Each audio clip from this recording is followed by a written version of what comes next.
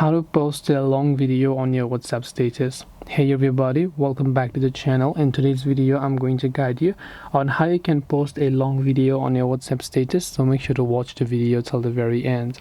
Now if you want to post a long video on WhatsApp status, previously the issue over here was quite simple.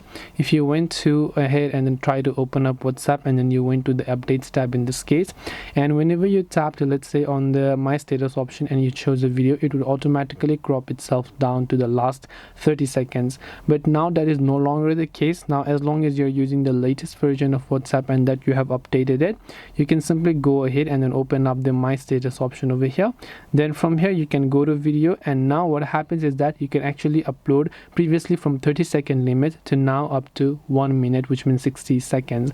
So as long as you're using the recent version, you can see this video right here is 43 seconds and it is not cropping itself, which means that this is a full-length video as long as it is under 1 minute. So this is the way to post a big video on a WhatsApp status with the new WhatsApp update. Hope this video was very helpful. If you have got any more questions, feel free to also leave them down below. Thank you for watching till the very end, and see you soon in the next video.